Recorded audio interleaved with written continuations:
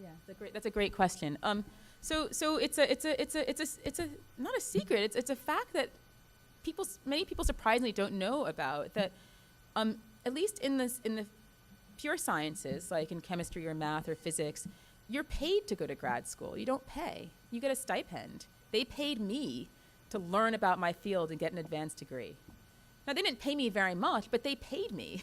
Okay, so something at the level of, $18,000 a year or something like that. I could live, it was enough to live in the dorms, to buy the food that I wanted to go on a few trips every year, to, buy a used car and head up to Yosemite with my friends, right?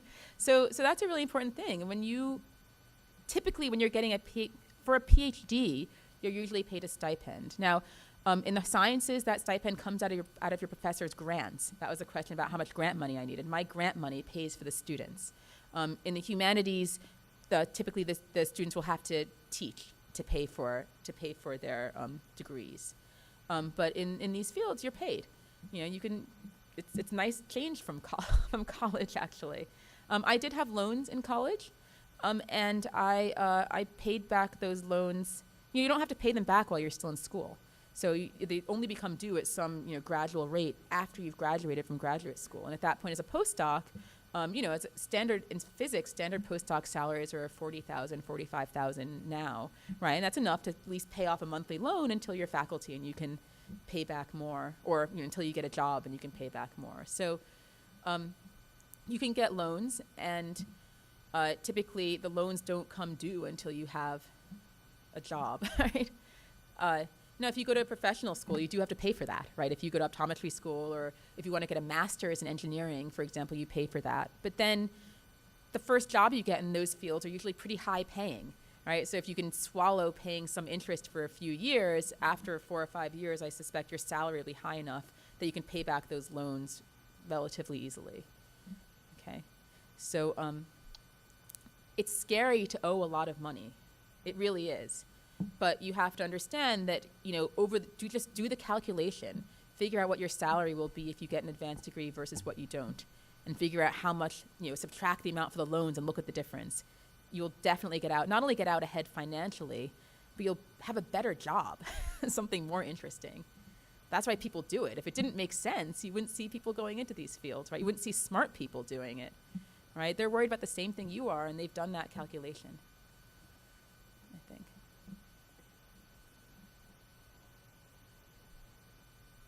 Yes. You mentioned the Association of African American and Hispanic Physicists. Yes. Is there an undergraduate or student division attached to that? And does that association also address efforts and ways to nurture and encourage minorities in science? Right, that's an excellent question, thank you. And the answer is yes. In fact, the same conference is a joint student and professional conference, which I find great because it allows students to go to talks by professionals and us to be there to help mentor the students. So that's something that you could actually go on the web, the National Conference of Black and Hispanic Physicists, and they pay for students to go to the conference. You don't pay out of pocket. They will fly you out there and put you in a hotel and pay for you to go to the conference for 4 days.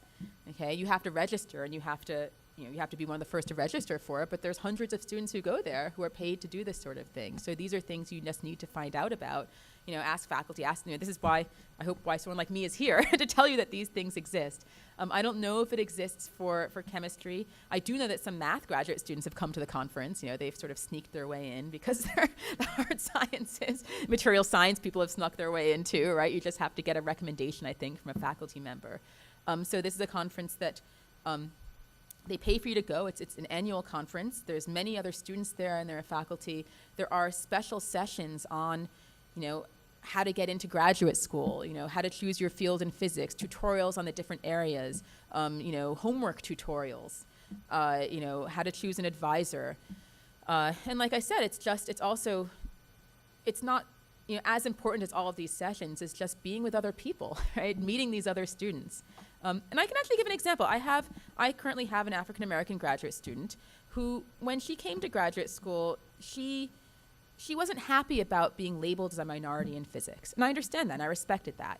She was a physicist first. You know, it wasn't that she was a woman, it wasn't that she was black, she was a physicist, and she wanted people to recognize that. She didn't want to take part in any of these organizations. She didn't want to go to the meeting. She felt like that was just pushing her into a stereotype that she didn't want to be in. And I understood that, and I respected that. But I think one of the other students finally convinced her to go because they said, you know, why don't you try this? It's a free trip. It's sort of fun, right? And she went, and lo and behold, she made friends, right? She made friends there. She found a peer group. She made friends with the other graduate students from our department who went there.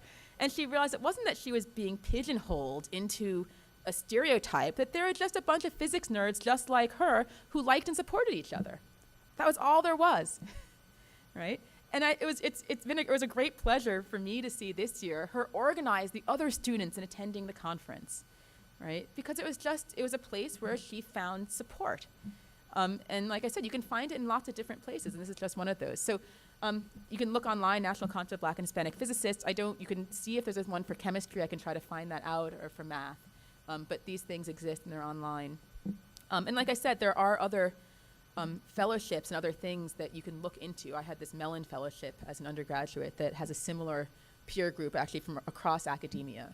And I really value their friendship, too. So you can find out these things.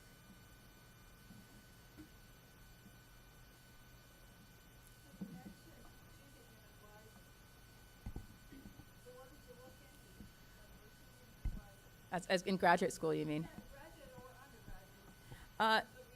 Yeah, undergraduate, I just looked at, so if you want to do research as an undergraduate, for these summer programs, I applied pretty widely and just looked at, to see what's interesting. I did one in plasma physics, right? I thought that was sort of cool, you know, energy. They're trying to get the plasma reactor, fusion reactor to get, you know, this good energy source, and I thought that was just a really great idea. But then once I got in the field, I realized I've been trying it for like 30 years and it never worked, and I wasn't that excited. So I don't know. Not that it's a bad field if you do it. I mean, it's just that for me, it wasn't what I wanted to do.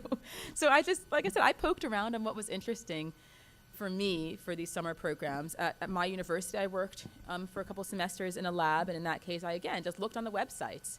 You know, people are pretty friendly. If you email them and say, I'm interested in working with you, they'll say yes or no. If they say yes, that's great. If they say no, you know, then they say no. Like I said, I advise undergraduates, and I tell all the students, go find an advisor. So I have a lot of students who come from the Chicago suburbs, and one of them said he wanted to go home. I said, okay, then just email faculty at University of Chicago and Northwestern, say who you are, send your CV, and say, can I work for you? And I said, and then just volunteer to work for free. Since you're living at home, just do it. And he did it, and sure enough, he got into this great lab at Northwestern. The guy even paid him. He got a lot of research experience, and it just all worked out. It doesn't always all work out, but if you, like I said, you just have to keep pushing it and see what happens. So, so I did that sort of thing. I just emailed people. In graduate school, again, I came to graduate school to work with a certain professor. He was the reason I came to graduate school. I worked for a semester in his lab and realized I wasn't interested in switched groups. Yeah. So you did the same thing. So you never know. Things don't work out always. And, so I could have been depressed and thought, oh, I came here and it wasn't the person I wanted to do. But, you should also make sure when you choose places with lots of options. Don't go to graduate school that has one professor you want to work with and no one else. Don't go to any sort of school that has one thing you want to do. It's really good in one area and terrible in everything else. Because if you find out you don't want to do that one thing, you're sort of in trouble, right? Try to find a place that's a little bit broad. Try to find a school that has a couple people you're interested in, a couple things you may want to do, and then you have flexibility, right? So for me, I chose somewhere specifically that had 3 or 4 people that seemed interesting, and then I went and talked to those other people, and it ended up working out. So, yeah.